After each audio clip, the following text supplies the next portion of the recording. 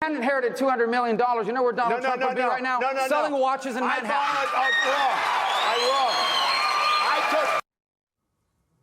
The man Donald Trump used to call Little Marco is now his Secretary of State. Secretary of State Marco Rubio spent the day in Kuwait negotiating with representatives of regional governments that have the oil. Well, what's happened is that when the Strait of Hormuz closed, we started losing over 10 million barrels per day. And over the course of 4 months, we have lost more than 1 billion barrels of oil. And that is serious news, because even though we are very glad that the Strait of Hormuz is reopened and Tonight we have breaking news. The pilot on a passenger plane suffering a violent seizure in midair. The passenger plane out of Newark, passengers say at least 5 people had to hold that pilot down, the seizure lasting up to 40 minutes in the air. The co-pilot forced to land the plane in Boston. Also breaking, there has been a strong earthquake in California tonight. The move comes as Ukraine intensifies attacks on Russian energy infrastructure. A recent drone strike reportedly caused major damage to a Moscow oil refinery, knocking it offline and adding to Russia's fuel supply challenges.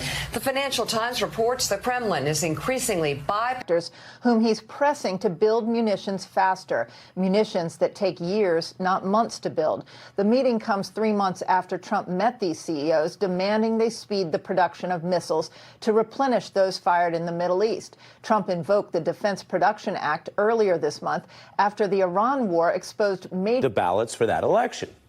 We can tell you the news, though. A judge dealing him a major loss, crushing and blocking the attempted executive order on mail-in voting. Now, let me tell you off top tonight, this loss is rooted in the Constitution.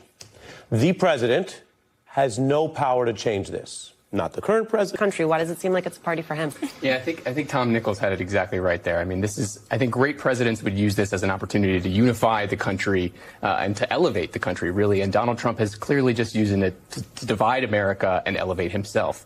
And it's really to his detriment, because it's such an opportunity to kind of bring the country together behind kind of destroyed that promise, effectively slamming our doors to those who need us most. In a pair of rulings, the Supreme Court dismantled the asylum system as we know it, permitting Donald Trump functionally to end temporary protected status for hundreds of thousands of refugees from Haiti and Syria. The decision has implications. They're releasing people who pled guilty to assaulting a police officer. What freaking parallel universe did I just wake up in? Man, I'm telling you what, I'd like to think a $15 million membrane could withstand a pocket knife. Where's that Tom Tillis been?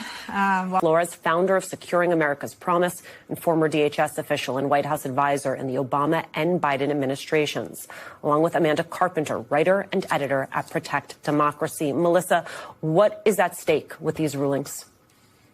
Well, everything is at stake in these rulings. As Justice Sotomayor said in her dissent here, this is